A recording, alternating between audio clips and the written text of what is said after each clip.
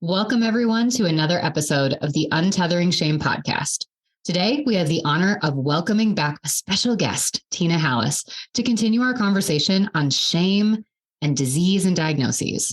If you haven't listened to our first episode, I put a link in the show notes and recommend you start there to get the most out of this juicy part 2 conversation. Last time we talked about the journey to health and well-being and the ways in which we're conditioned for quick fixes. We can struggle with shame, fear, and the pressure of a hustle culture to be fine and just keep going. And what the science is actually showing us about what we need to do to show up for and really listen to our bodies.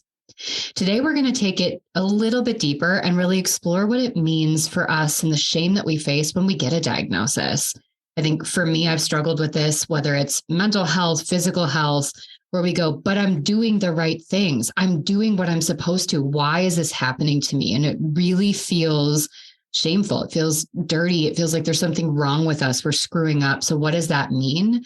And then also thinking about the shame that many of us face when we do figure out maybe systems or solutions that work and what it means when we can't get everybody else on board with that train. And I know Tina and I have both struggled with this and both have to really practice radical acceptance around what can we and what can't we control? So a little recap about Tina. I guess in short, she's just incredible. She's a wonderful human. She has her Ph.D. and worked for over 20 years in biotech before transitioning to positive psychology in 2011. She's all about understanding mindset shifts, why the brain does what it does, and how we use that understanding to change how we function in the world. Recently, and after her own diagnosis, Tina found the Metabolic Terrain Institute and is now a patient advocate where she's focused on supporting people in understanding how they can show up for their body and change the inputs, food, sleep, movement, even tasks to prevent and combat chronic and life-threatening diseases. As you heard last episode, Tina's gift is in mindset reframing and really trying to understand, again, that why we do what we do and how to make those ripple shifts.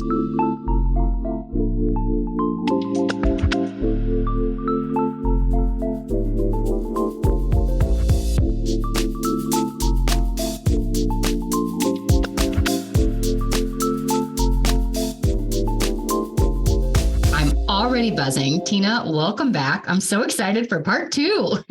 Ooh, thank you, Kira. Yeah, I've been looking forward to this and just couldn't wait. So it's finally here. We get to dive into this great stuff. Yeah. And so tell me, I know we did this last time. I'm curious for your word today. What is your one word to describe how you feel right now? I don't even remember what my word was last time, but I am definitely feeling very enthused today. It might be the same word. I love it. It's not. So I love it. I want to say your word was like grateful or optimistic. I can't remember, but there's one of those words. So it's a similar vein, I suppose, but different in a way. And yeah, that buzzing feeling I have, I think is really in alignment with that enthused piece. And a big part of it is these are conversations we need to have. They're conversations we're not having enough of. And I think the safety sort of co-created between us to go deep, to really think about these things. Because like I said, I have that shame. I have that shame about, I'm the therapist. I'm the one that's supposed to know all these techniques and I still get anxiety and I still have trauma triggers and I still have all this stuff. Why haven't I fixed it? Or I do all the healthy things. I've done all this stuff. Why am I, it's just out in the garden. I did the stretching. I did the stuff. Why am I getting bursitis? Like I'm 35. What's wrong with me? How is my body failing? And that's something that happens to a lot of us, I think, for different reasons. But let's start there. Let's talk about that sort of shame with getting a diagnosis. Did that happen? Did it happen for you when you got your diagnosis? I remember when I had pre-diabetes for a number of years. And then when I thought I was doing so much good stuff. I wasn't drinking any soda. I was really being careful about my sweets. And when I went in and they're like, oh, nope, you're over the magic line. Now you are officially diabetic. We need to put you on medication. And I resisted. I think frustration was a big word that came up for me. It's like, oh, you've got to be kidding. I'm doing all these things again, and you're still telling me that I need to be on medication. And I said, no, I'm going to go back. I'm going to do more research. I'm going to try some more things. And my doctor was honestly very unhappy with me. She's like, there's nothing more you can do. You just need to get on the medication. Well, it's interesting because I feel like when we get to that place where, so you had this kind of imminent, you have pre-diabetes. For some of us, it's our family history and knowing, heart health is a problem in our family, or, in my case, there's a lot of mental health and addiction things. So knowing that, alcoholism runs in my family along with heart disease, what does that mean? And so it's interesting how you can, you want to do the best you can to prevent these really painful, hard things from happening. And I know we talked about this last episode, but for a lot of us, we're sort of conditioned to be more reactive than preemptive in the things we do. So we wait until we're scared of something or something's on the horizon. But what you described right there of like, I tried to do all the things, I put it into practice, I put the effort in, like I showed up and yeah, we're not trying to perpetuate comparisons, but of course your brain goes there in the moment. Like I see people every day not putting the work in and they're fine. And so you chose the path of, I'm going to keep going. I'm going to keep trying. I don't think that's the dominant choice. I feel like the dominant choice really leans in the other direction of almost like, what's the point? Why keep trying? Like, fine, just put me on the medication. Now I'm going to go back to doing these other things, because what is the point? It doesn't do anything. And I think that's where we start to get to this place of resolve and ambivalence about driving the car of our own sort of health and well-being. You said it so well. And I think that's so true. And we've been trained as a society, right? That all it takes is a pill. All it takes is some treatment by the doctor. There's nothing we have to do. There's nothing we can do, right?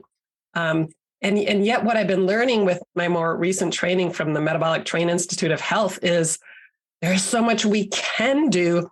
But the challenge is, and you alluded to this too, is if we're going to make changes, if we're going to change how we eat, change our lifestyle, go to extra measures to eliminate toxins in our environment and our air, it can be expensive, it can be inconvenient, it can be a real pain in the butt.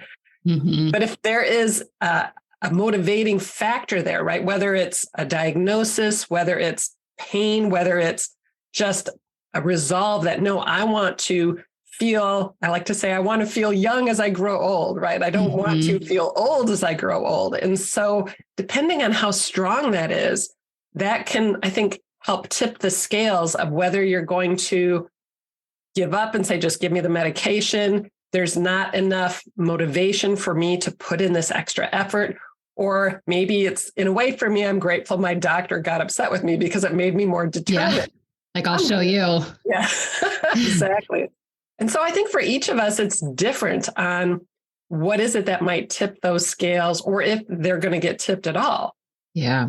Well, and I think, a big part of it is, I see this, I'm doing a training right now on self-love, and I've done this training before. Everything that I do centering back on burnout, self-love, boundaries, the point is the same in every training I do. It's just through a slightly different channel, which is you feel shame because you believe you're unworthy and unlovable. So you hustle and you're a human giver. You're constantly performing, you're constantly giving of yourself because you believe if you're something for everybody else, if you can get your body to a certain appearance, whether that's weight or, people doing plastic surgery or bodybuilding, and if you can achieve a certain amount of things, then you're going to feel okay.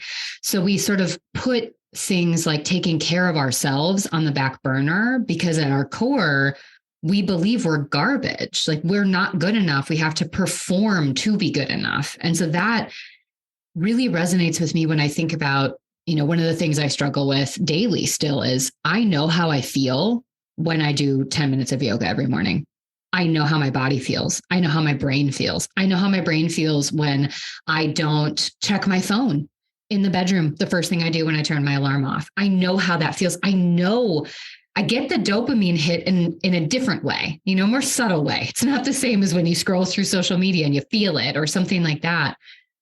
And yet I'll still talk myself out of it. And a lot of it for me is I don't have time and something else is a priority because I've spent years telling myself something else is a priority. And so I wonder how much, in your opinion, or even in your own experience, you think that comes up, because it's not just now I'm afraid of this diagnosis or, I'm ambivalent to it. I'm overwhelmed by it. It's also being socially conditioned to believe that your body is an inconvenience that we just need to kind of drag along versus something that we have the right to honor and to take care of and to embody a relationship with. And there again, you sum it up so well. And in a way, I guess how old am I? I'm 56. And I think about how the older I get, the more my view about my body and how you just explained it is changing more and more. I'm like, oh my gosh, I've got to take better care of this precious instrument that I am being given to use on this earth to live, to enjoy, to experience. And honestly, I think especially when we're younger, especially if we don't have illness or ailments in our history, we take it for granted. We abuse it. We think it's, we don't understand how delicate it can be and how eventually we can pay for some of that abuse later. Right. And so I do think that whether it's a significant pain or a diagnosis can be a gift to really wake us up, help us understand that, kind of like anything, you abuse your car and it's not going to last as long. And, if you abuse your body, it's kind of the same thing. So I think, and I've heard a number of people with, in this training I went through, there's a lot of them who have cancer, and a lot of them have said cancer was a huge gift because it woke them up. It provided that motivation for them to put in that extra effort to care about their body and physically, mentally, emotionally, the whole piece, right? You can't just change your diet. You have to change what's in your head too. And as you know, that can be the biggest, most important, hardest thing to do. Well, I was thinking about that even as you were talking, it's almost like, Everly's 3, and I teach her this as much as I can about, honoring your body. Things like, all toddlers, all kids are like, I don't have to go to the bathroom. I'm going to keep playing. And you have to remind them, like, you got to go to the bathroom. You got to give your body a break. You got to brush your teeth. You've got to take bath. Usually baths aren't that big of an issue because they like it. But like these things they have to do, going to the dentist, like we need to take care of our body and be excited to take care of our body. But sometimes I'll feel like a hypocrite because I still struggle with that. There are mornings I wake up and I don't brush my teeth. There are times that because I'm on the move, I'm doing something. There are times where I'll tell her, we need our rest. It's bedtime. Our body counts on us to go to sleep and to give it that sort of predictable rest time. It needs that. And then I'll blow past my, quote unquote, adult bedtime. And I'm up for 2 or 3 hours longer. And then I would still wake up in the morning. And then I expect I'm going to be able to function the same way.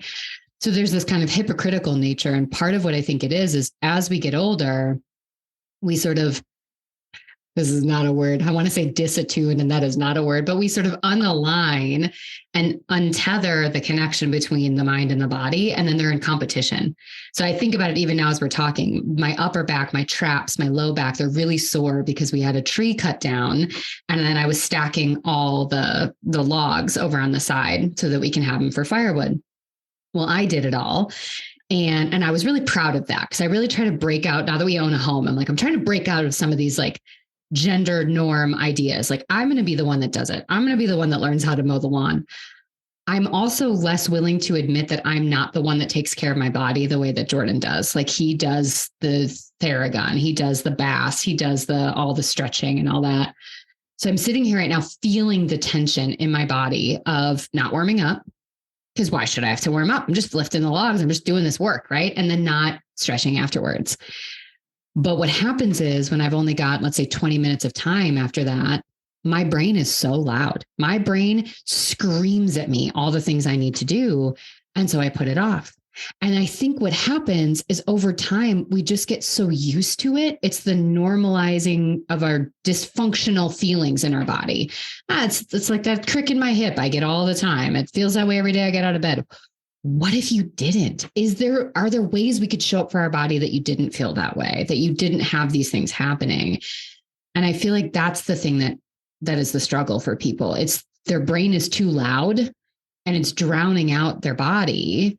And they don't know how to listen to it anymore because their body, again, they've seen it as an inconvenience. And then it is a wake up call But it's mostly a wake-up call that has a lot to do with, I think, our fear of death and pain than it is excitement about showing up. And that's the other piece that I think, again, it sort of keeps us trapped in a fear-based system instead of an excitement, an openness, a curious-based system. That's really interesting. And I think that's a good point. And yet at the same time, can we take that fear-based, if, you know, and I totally agree with what you're saying, and somehow channel that into enthusiasm for life, right? Enthusiasm for feeling good, and not stay stuck in the fear part, recognize it, see it, and being like, okay, how can I use this? Right. And shift it into a positive mind frame. Well, and I wonder if a big part of that too is, again, we kind of see life as peaking in middle age, and then it's just a downfall, you know, and it's like, well, they're this age, they're never going to change, and they've got these things, and we're all just sort of expecting that we're going to break hips and have arthritis and have high blood pressure. Like there's this narrative that's been built in because we don't talk about aging as this exciting experience, and we don't talk about sort of the upward trajectory. So I wonder if part of it is that too. So it's needing to talk about death, needing to talk about aging, needing to talk about senior living in a more exciting way that is not a death sentence where we're just waiting for the diagnosis, whatever our diagnosis is going to be. And that's scary. That's hard. I mean, I just watched the movie Soul with Everly. I don't know if you've seen it. Have you seen it? It's been a while, but yeah, I think that's the one I've seen. Yeah. And it's all about this guy who is a musician, and he steps into a manhole because he's too busy. He's so focused on like this thing he's got to do. And then he goes to the great beyond, is kind of their in-between place. And it's where new souls get their personality and old souls go to the great beyond. And the whole point of the movie is learning to be present in your body and just live, be, that your purpose is not about what you do. It's about who you are. But we're done with the movie, and I'm like, I can't watch this ever again. Like I am sobbing. Everly's like comforting me because it's too much. And I get so overwhelmed with the thought of I'm going to die someday, and I'm not going to be able to do things someday. So I've got to do it all. And again, we erode the idea that the food changes, the movement changes, the timeline changes, and like letting go of the hustle. That is the stuff that we need to do more things. But we're just so, I got to do it all now. I got to do this. I got to get this done. I got to get this thing. And then I'll rest when I'm older. But again, that goes back to, you're going to be resting because you can't function, because we've just seen that we don't take care of our bodies and what happens. And it's funny, as you're saying that, it reminds me of, I remember one time I wrote this weekly tip because I was feeling it myself at the time. You know, my husband and I were talking about growing old and retiring and our parents getting older. And in a way, in the tip, I was said, can we have this balance? And more the older I get, I feel like everything is a balance, right? There's a nice center sweet spot to a lot of things. And can we focus just enough on what we're going to lose and what we're going to miss in our life, like our parents, you know, as they get older and pass on, our own health, our own vibrancy, potentially. Can we just focus just enough so we don't end up sobbing, like after the movie, but enough where we feel it, right? There's like that, just right there in our solar plexus that really gets us emotional about it to a point where, yes, I want to take action. I want to really do what's best for myself and my body, take care of myself, enjoy every day, appreciate my loved ones. Again, it's a balance, right? If you just, if you take it too far, you're just going to end up feeling horrible and sad and depressed. But if you can do it enough to feel the urgency, right? Make it a priority, feel it enough to put it a priority above those other things that our brain is constantly yelling at us. Well, and I think about this. So there's some people listening that are going to be like, I wish I would have known that or done that sooner, like before I got this diagnosis, before I'm facing these things. What do we do with that? Because I hear that, and I don't have, I have my own mental health stuff I'm going to battle as, a high ACE score, lots of trauma in childhood. Like I'm always going to have a bit of trauma. I'm always going to be managing my anxiety. But from like a physical health standpoint, I don't have any of these diagnoses. So I'm taking this in thinking about my loved ones that do, which we'll get to, because there's obviously them that like, well, I want to fix them all and help them. And I can't, but also really thinking about it in the way of how do I do some of this mindset reframing now to be excited about taking care of the me that exists here today, the me that existed 10 years ago, and the me that will be here 10 years from now. But what would you say to the people listening to this that now they're feeling that shame again of like, why didn't I try that sooner? And now I have this diagnosis and I want to get there, but I'm still stuck in the shame of, I have this now. What does this mean? And now I'm coming from behind and the race feels even further away from me. I think it comes back to one saying that I remember my teacher, Tal Ben-Shahar, sharing with me when I was taking my positive psychology course that I think was a huge aha for me is giving ourselves and others permission to be human, right? We are all human. Some of us are more perfectionists than others, but, how can we just recognize that we all struggle? We all have our triggers. We all make mistakes. We all, mess up. And the great thing is each day is a potential new beginning, right? It's like each day can be an opportunity to even just take one little baby step. And what's really cool is every time you do even a little baby step of taking care of yourself that you feel good about, it motivates you to do more of those things, right? It feels so good. It's like, ooh, I did that and it felt good. So maybe if I do this, it'll feel good. And it kind of creates an upward spiral. So I think it's again, giving yourself permission to be human and realizing you cannot change the past. We all have those things, right, that we wish we would have done different.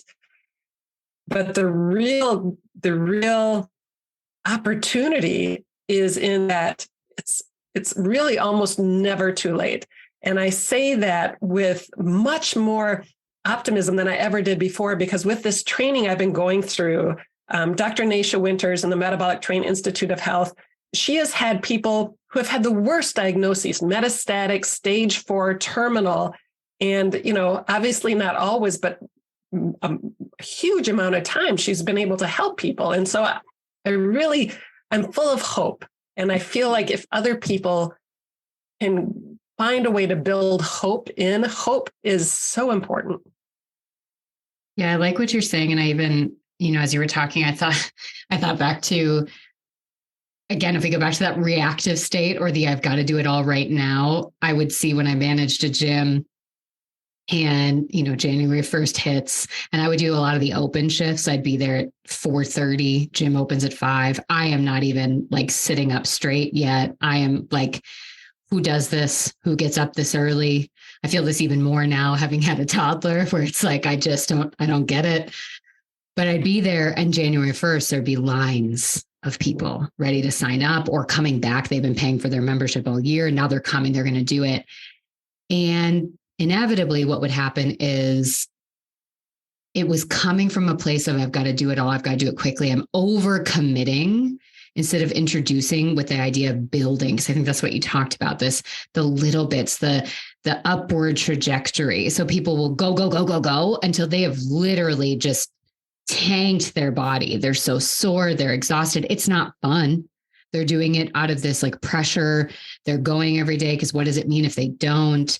And so I think we also really struggle with that. And I go back to, I don't remember when Jordan started saying this to me. We were still living in Madison at the time, but he started wanting to come home earlier and earlier when we're in our mid 20s. We're still going out to the bars. We're still going out for drinks and stuff.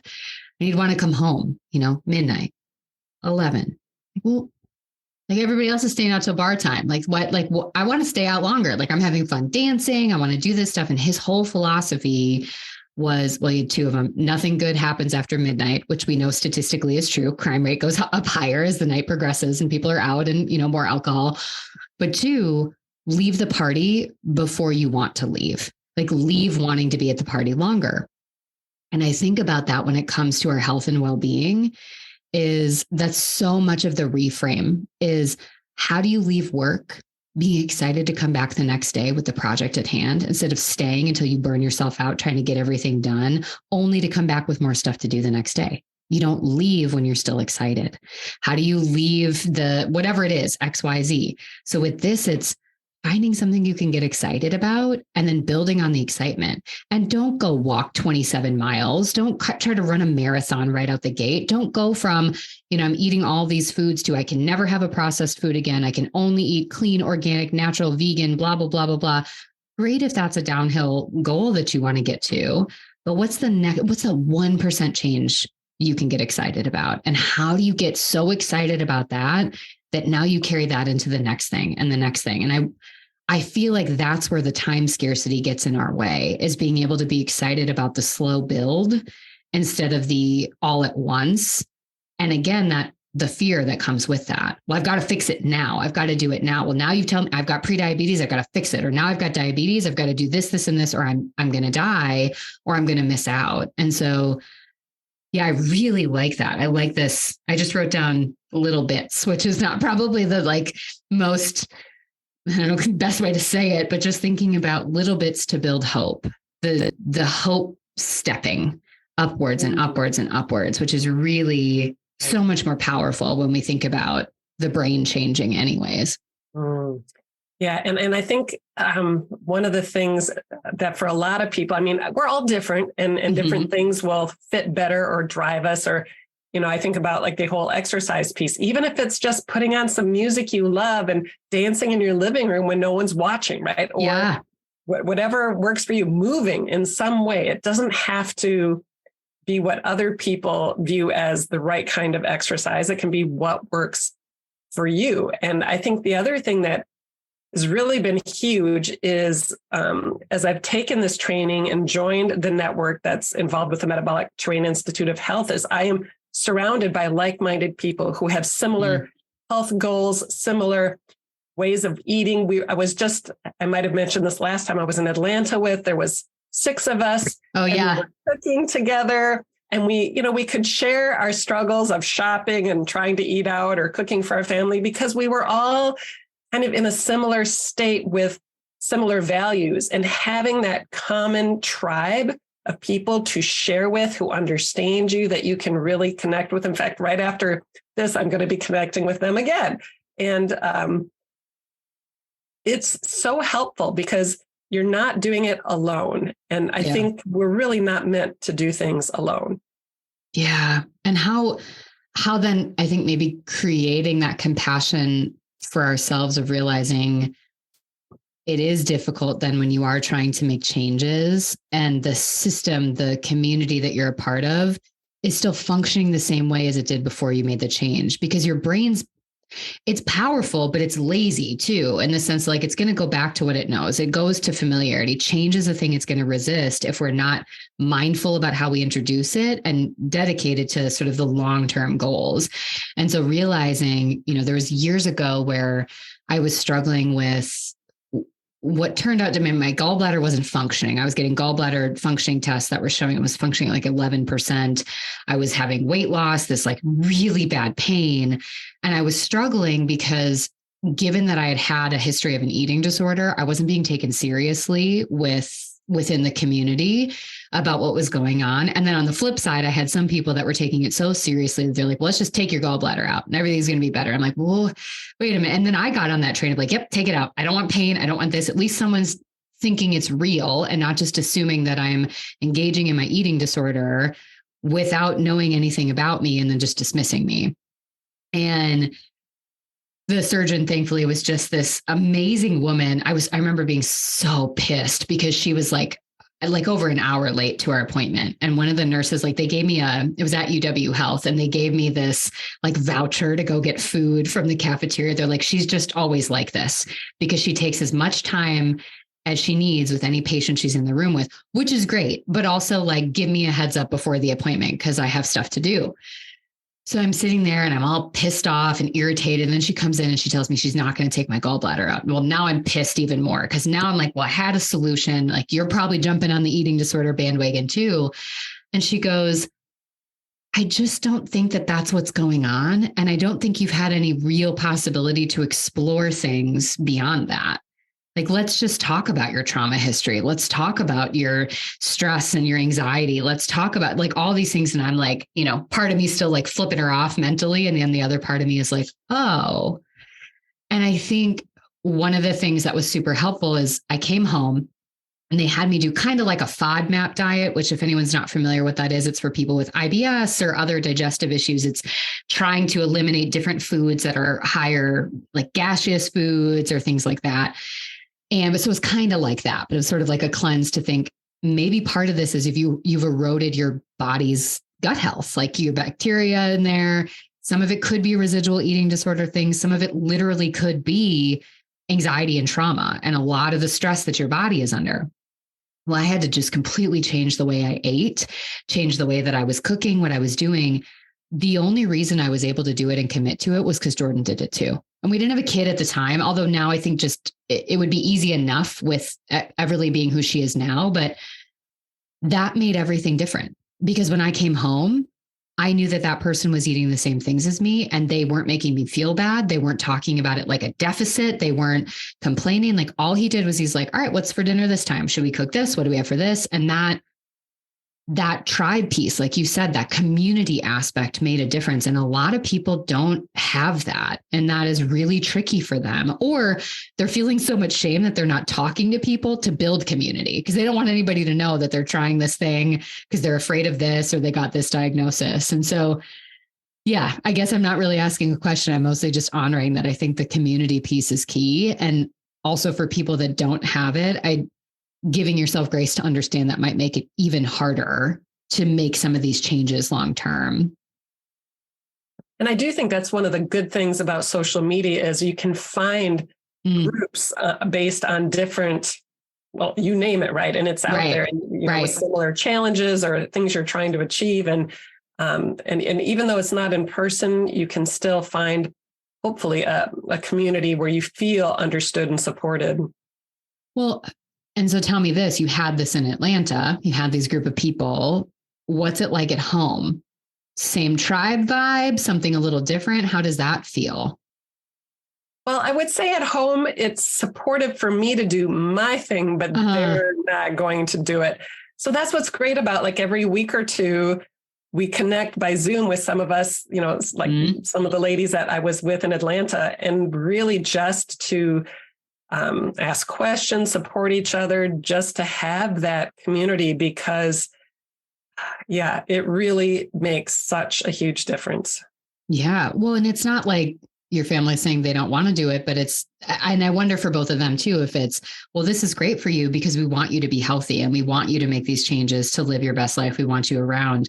And I don't have that. I don't need to make those changes. I don't have those things, or it's not exciting. And I don't know exactly what your diet entails now, but thinking for a lot of people, it doesn't feel exciting because we're used to the things that feel good. And we don't have hope that a diet change could also taste equally as good. So there's that piece too. And does that make you feel bad ever? Like because you have found how helpful this is and then they won't eat it. Like, do you feel shame about that too?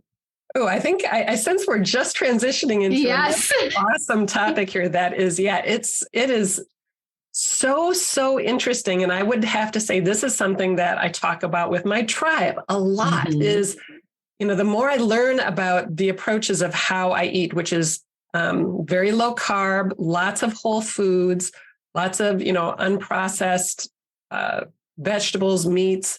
I found I seem to have a sensitivity to dairy and eggs, which makes some things kind of hard.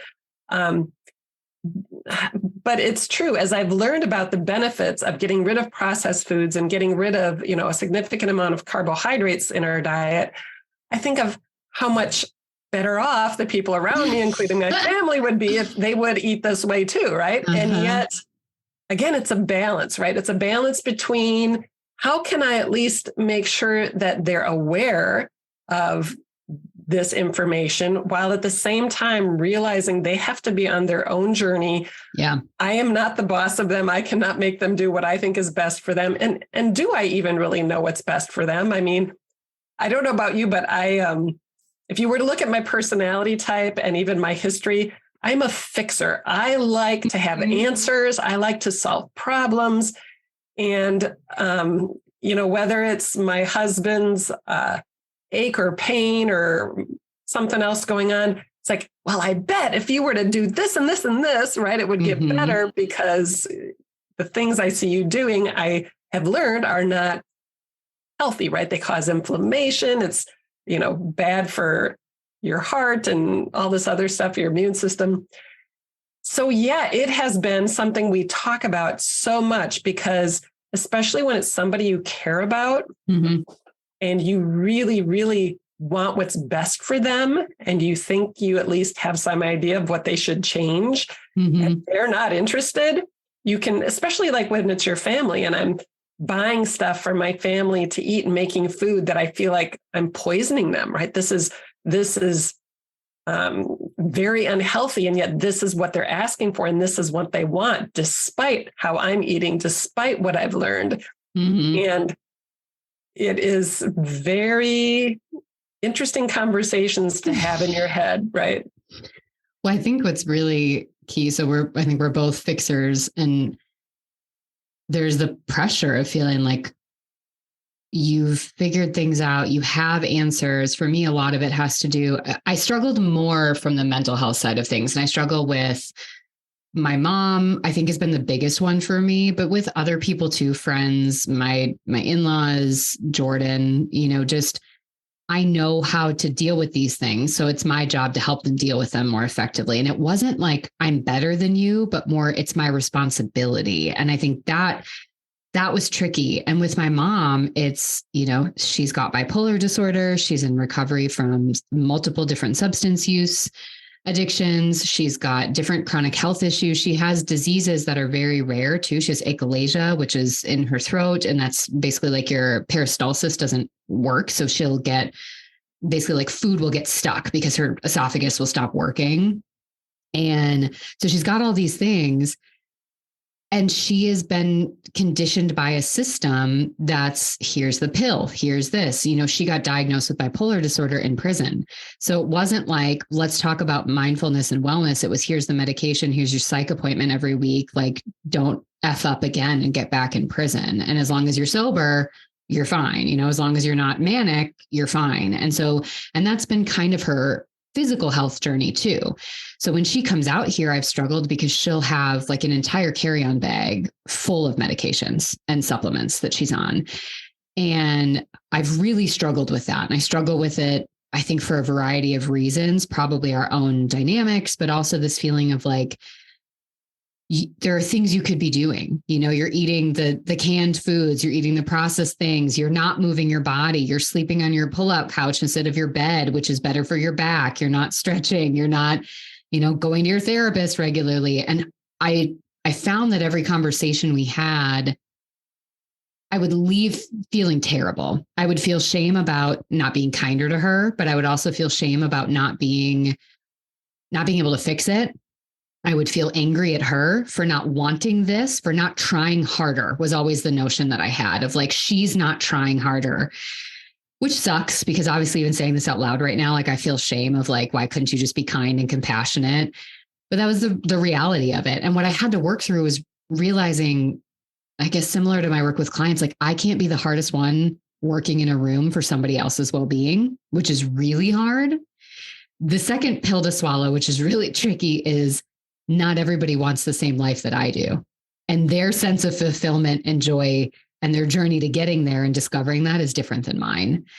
And there's a difference in exploring and inviting and sharing versus bulldozing and pushing and controlling. And I haven't mastered it yet, but I've had to learn that my mom doesn't need me to tell her what she's doing wrong, because all I'm doing is making her shame worse. And I don't know if this ever comes up for your husband or something, but it's like probably sometimes when he's got the ache or pain, like when I'm sore and Jordan's like, well, were you stretching? I'm like, I don't need you to tell me. I'm aware I didn't do it. That's not going to help. So there's that part too of like, we don't want to unintentionally layer on the shame when they've got something else to deal with. So it's complex. It's hard. And I think we just want people to be their happiest, healthiest versions of themselves. So it comes from a good place. It's just not delivered in the most helpful and kind and supportive way it could be. I think back to when I was a kid and I would bite and pick my fingernails. And my mom would always nag at me every time she saw me doing it. Would you stop that? Would you stop that? And of course, you can ask anybody, does that help? Right. Right. If anything, it just makes me want to bite them more, right? It's like, don't nag me, don't judge me, support me, accept me. And especially I think of even with my teenage daughter, and again, I'm no expert at this, but I'm working on it, that like, if her room is a mess or if she's supposed to do homework, it's kind of like we have to enable and empower other people and then accept them. And the more we accept them, the more we enable and empower them, because the more that we don't accept and the more that we judge, the more we nag and put off, and it just builds resistance. Mm-hmm. But I've definitely found that the more I can just accept my family or whoever for wherever they're at in that moment, because I think about myself, say 10 years ago, 15 years ago, and the thoughts I would have about some of the things I believe now would have been like, that lady's nuts, right? Stay away from her. Right. And so we are all on our own path. But I do think that when we feel accepted and heard and understood for wherever we're at on our journey, it makes us more open to other ways of thinking and other possibilities. And especially if we can discover those on our own versus having someone in our life tell us what we should be doing, it's almost like magic. I really do think there's something sort of just incredibly powerful. And I think you had used the term earlier about radical acceptance of wherever people are at. Now, I'm not saying you shouldn't necessarily make sure that they're informed that what they're doing is not healthy, but if they already know that, nagging them about it is not the answer. Jordan and I used to talk about this because my mom doesn't smoke cigarettes anymore. And that had to do with a breast cancer diagnosis. Like she would work on quitting and she would work on a lot of these things. Again, the culture in AA was that cigarettes aren't a problem for many years. There's been a lot of work around tobacco cessation, around like, we should probably talk about the fact that you're abstaining from alcohol, but you're still drinking exorbitant amounts of coffee and smoking lots of cigarettes. Like, are we just sort of switching one for another? So she got a breast cancer diagnosis, and that really became the fear motivator for her to not smoke anymore. But that was a battle for us for years. And I would try the kindness parts. I got her on the apps. I would set her up with, I was living in Wisconsin at the time, which is where she is. They would have a statewide program where you can get a mentor. Like I was doing all these things. And then every time she would do it, my mom has a really hard time owning her choices and owning what she does when it's not, quote unquote, right. So she wouldn't tell me about it, or she'd feel such shame she wouldn't talk to me about it. And so it became the secret that was causing tension, even if we weren't talking about it. So I had to really learn to work through it. And to be fair, I didn't have to do the full process because she stopped smoking. And so I don't have to face it as much. But there are people in Jordan's family that smoke cigarettes. And for a long time, it would be, I wouldn't say he was aggressive, but he was not quiet, telling them about how he felt and his fears and what could happen. And again, and I think it came from this place of, I'm scared and I love you and I know what can happen. And particularly when he got into med school, and then I think he stopped really having conversations by the time he became a resident. Maybe a big part of that was just, again, sort of radical acceptance in that. But it is that piece of like, they know he feels that way. They feel that way. And for whatever reason, it's not that they don't have access to the supports. It's not that they don't have the information about why it's bad. It's that there's some internal framework and mindset stuff that hasn't been done, and that maybe they're not interested in or having a hard time doing, that's leading them to stay stuck in this space. But it is really scary and hard. I'm thinking about the cigarettes almost like what you're thinking about now with like processed foods, where like you see like a death stamp and chronic health issues associated with it. So you look at it and you're like, oh, and it's scary to think about that. And it is really about realizing that we can't do that work. We can't change them, and we have to love them as they are, not in spite of that, with that being a part of it. Not saying, well, that part stays outside, we can't talk about it, but saying, if I'm going to love you, I have to love you and your struggle through this experience. I have to love you and your decision to eat processed foods. I have to love you and your commitment, my mom, to SpaghettiOs and Velveeta cheese. And I'm never going to stop you from doing that. And all I can do is offer you other ideas when you ask for them. But I think it's that piece too of sometimes we're so quick to pursue when we have information. We don't wait for people to ask. And I know for me, when I ask a question, I receive the information way different than when someone just starts offering suggestions to me about what I should or shouldn't do. Yeah, I think you hit on something very, very powerful right there. If someone's not asking for your advice, just not offer it, right? Because they're not going to be open to it. Right. And I think it's, like you said, loving it with, not in spite of. And it reminds me of the work of Byron Katie in her book, Loving What Is. And I have to say that the first time I read that and watched some of her videos, again, I think my mouth was just dropped open because I was like, oh my gosh, really? And she talks even about her daughter who was on drugs and how she just kept loving her daughter and saying, whenever you're ready, I'm here for you and I will support you, no matter what, but I'm always also here to help you with whatever you need. And, and like she said, how am I to know if her experience going through this might not somehow be making her prepared to help others later in life? You don't know, because it's our experiences and our struggles that shape us and give us certain motivation and insights that help create our path forward through life. And even though we want those paths to be easy for the people we love, it's those times of struggle that sometimes are the most important. And I think you're even doing just this as we kind of wrap up, bringing it full circle of, if we go back to what we were talking about in the beginning, that it's so hard to make changes. It is so hard, talking about 10 minutes of yoga in the morning, and I will spend 20 minutes battling with myself on it because I just feel like I'm supposed to be doing other things. And it's just yoga, and not to reduce it, but it's just yoga. And then we're looking at people where their life systems are such that this is how they've been eating, operating, functioning, doing. It's all tethered back to their own shame. They're already feeling like crap about what they are or aren't doing. They've got the laundry list. They've got the screaming brain just like us.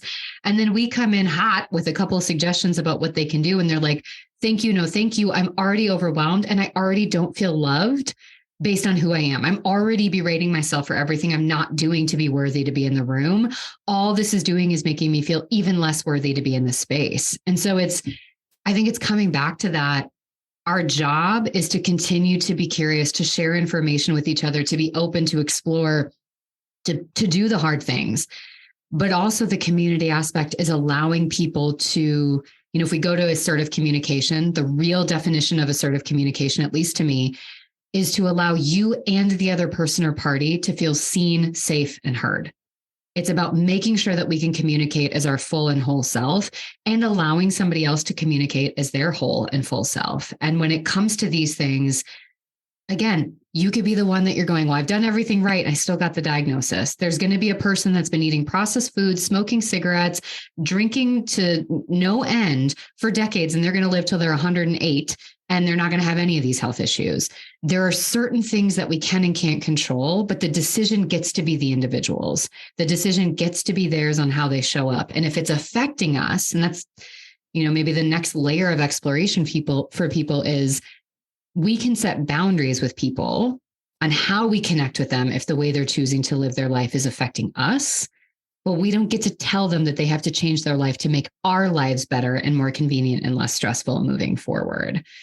So it's just an iterative process of connection and also individuation, and really releasing that pressure valve that we put on other people and giving ourselves space to say, what if we took that time and you just did the 10 minutes of yoga instead of worrying about everybody else and how everybody else is viewing you and all the things that may or may not happen. And you were just present and you just did it. Yeah. Mm. And just as we wrap up, I think this might have even got mentioned in the first episode, but to me, this has again been such a life changer for me is when I see someone who's making choices that I would say I think are not good choices based on what I've learned, I really try to recognize that and go from a place of judgment to curiosity, because we're wired to judge. It's just part of our survival instinct. But when we can see that happening and switch over to curiosity and being like, I wonder what's up for them. I wonder what triggers they have, what history they have, what baggage they have. Then when we approach them, whether it's sharing information or just supporting them, when we can come from a place of curiosity rather than judgment, just imagine how different that feels to them and how different they're going to respond and feel about us and any information we might want to share. So I think, I'm certainly not perfect by any stretch, but I've seen just in specific situations in my own family, when I can do that and just see the difference in the outcome, it's amazing. Yeah. And I think it's, for everyone listening, it is that invitation to just turn inward, to be with yourself a bit, to release, you've been calculating all the ways that you are failing, flailing, flopping your whole life. And so you're coming from this place of comparing to everybody else and seeing everybody you think is doing things better, and then getting comfort from the people you think are doing worse. And that is that ladder system of comparison and judgment. And if we can come to a place of saying, gosh, I have no idea what their life circumstances are. I have no clue what is going on in this moment for them. I have a timestamp of one moment of an interaction, but I'm not them. And I can't make choices as if I'm the one that has to carry them through or live with them or understand the ripples that they're going to make. And so instead, I can choose to love them regardless of how they show up, independent of any of the decisions they do or don't make. And even going back to your own story and thinking about your doctor, you were maybe motivated a bit by somebody telling you, you got to do it this way. But it's that idea of you also had some inherent drive internally to want to do these things for you. And I think when we can take away the judgment of other people, the comparison of ourselves to other people, it makes it easier for others to show up and to share their whole selves, which is what connection is all about. But it also makes it easier for us to start doing that too. I don't feel like I've got to defend why I didn't stretch or do the yoga if Jordan stops asking me about it. I just get excited to do it when I want to. And then I start to also not have to tell him every time I do it. I'm not like, oh, look at this. I did this. Instead, I'm just going like, this is for me. Today I did this. It gets to be mine. So, I wrote down so many little notes. I've got so many takeaways between our two sessions. I'll definitely link to Byron Katie. I agree with you. I think she's incredible. Her book, Loving What Is, her 4 questions, how powerful they are as a reframe. There's a worksheet she's got that's called Loving Thy Neighbor or something, but it's all about what you said of just getting curious. And I think it's so incredible. So I'll make sure that's in the show notes. Links back to your website so people can keep getting your wisdom, signing up for your email list, getting those nuggets, those tips, everything that you're doing. Tina, thank you. What an incredible 2 hours we've had just having discussions. Let's close our time together the same way we started. What's one word to describe how you feel now, just sort of culminating these 2 times together? Well, I'm still feeling enthused, but I would say also just very optimistic. I know a lot of people feel like, oh, the world's going in bad directions, and that always happens. That's always been the case throughout human history. But I am optimistic that there's also a lot of really good stuff happening with all that you're doing with this podcast, with changes in opportunities for our health. I just, I'm a determined optimist. I love it. It's incredible. Well, listeners, make sure you go back, listen to part 1. If you haven't yet, this has just been one more amazing conversation. If you love all the wisdom that Tina is sharing, again, be sure to check out the show notes to link up with her on her website, get signed up for her email newsletter, any of the ways that you can connect with her so you can continue to grow and learn and evolve and really focus on those reframes that we talked about. As always, I will see you next Sunday.